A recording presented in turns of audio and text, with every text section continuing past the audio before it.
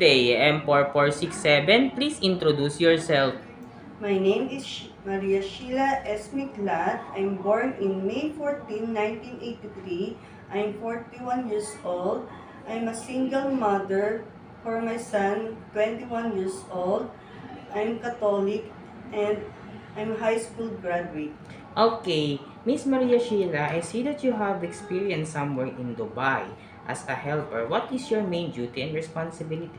I'm working in Dubai 5 years. I'm working hospital and school. I'm on-call cleaners, on-call helper. Sometimes I'm working house for caring the child. Sometimes I working in hospital. I caring the elders in 62 years old. Okay, and you also have experience somewhere in the Philippines, here in Caloocan. What is your main duty and responsibility there? I wake up in 6 o'clock until 9 o'clock. I'm carrying the baby for 2 months. Now is 2 years old already. I'm cooking. I'm cleaning the house.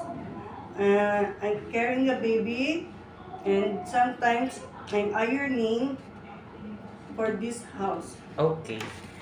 Miss Sheila, why do you want to work in Hong Kong?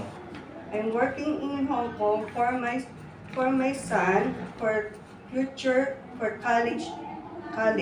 Okay, how long do you want to work in Hong Kong? Uh, Depends on my employer if he want to stay with me or satisfied for my work. Okay, what did you do if the newborn is crying? I check the babies if ever she's sick or hungry. I check the pampers if have a pee or poo.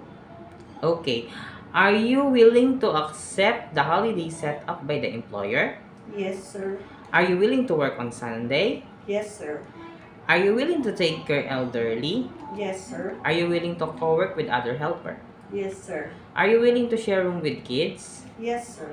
Are you willing to learn Chinese if the family member can't speak English? Yes, sir. It is okay to you to eat the food that the employer prepared for you? Yes, sir. I see that you have a long hair. It is okay to you to cut into short. Yes, sir. I see that you have also a blonde hair. It is okay to you to color into black. Yes, sir. Do you know how to cook Chinese food? No, sir. But And how will you learn to cook Chinese food? I buy a books for Chinese food or will search for the YouTube. Okay, can you sing any nursery rhyme? Yes, sir. Can you please give me example? Twinkle, twinkle, little star, how I wonder what you are. Up above the world so high, like a diamond in the sky. Okay, message to your future employer. I give my best for my work, to be honest for my employer, and I will care of all families. Okay, thank you very much, M4467. Thank